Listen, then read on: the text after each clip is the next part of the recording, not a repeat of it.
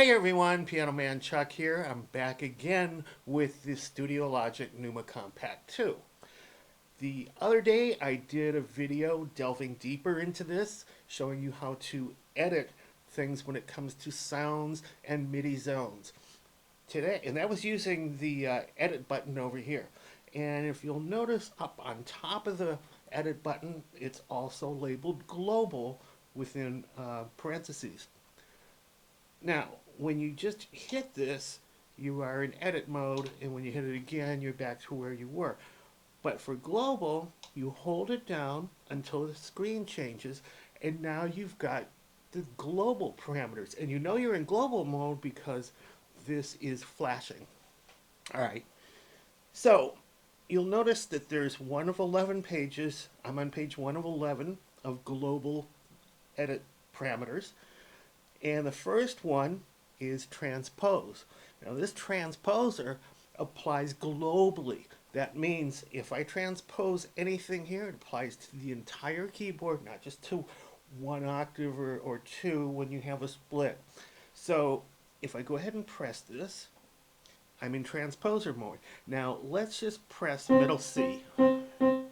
And you can see as I increase,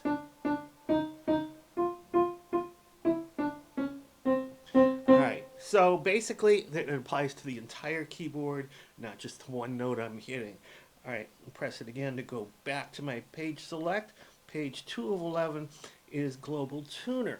Now, in the United States, everything is A440, but you're not always playing with instruments that are in that tune. So sometimes it's different. So that's where you go ahead and press this, and you can change all the frequency over here.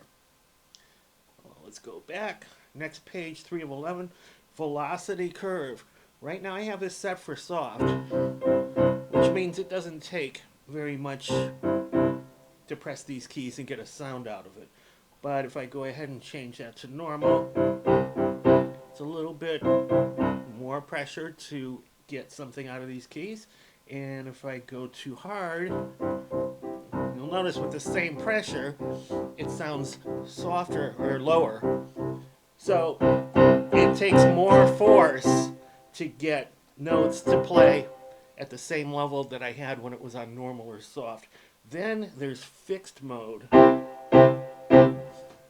Everything is the same. So no matter if I hit it softly or hard, it's always going to be the same volume. All right, so let me go back to soft. That's kind of where I like it at. All right, page 4 of 11, fixed velocity. This is where you can set kind of a velocity right here. So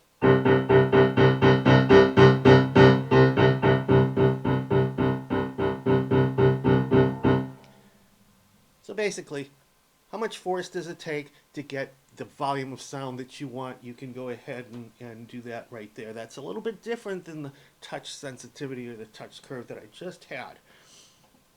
All right, page 5 of 11, string resonance. This is where when you have a regular piano and you're playing something and you're holding those keys down like a C chord, C, E, G, C, and then you play anything else on the piano that's related to one of those, it will go ahead and vibrate those strings that you're holding down too. That's called string resonance, and you can control how much of that resonance you want right here. Okay. Page 6 of 11, headphones, auto on or off.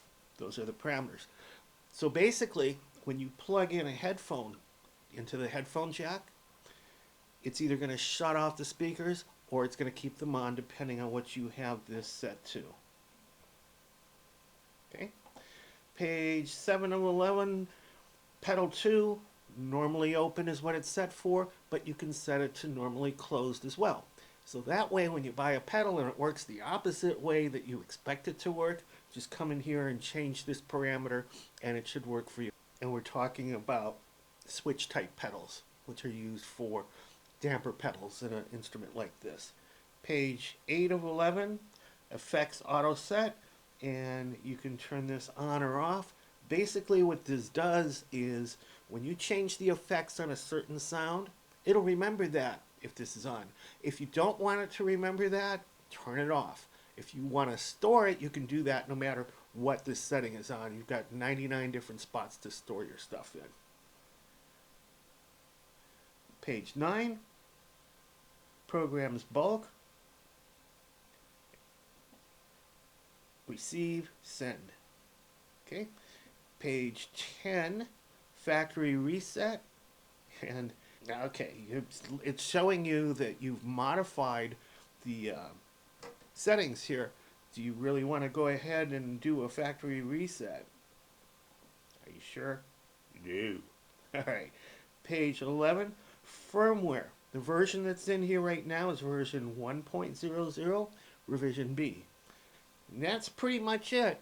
And again, as I mentioned in my overview video, you can go ahead and update the firmware in this, which is a really cool thing to do.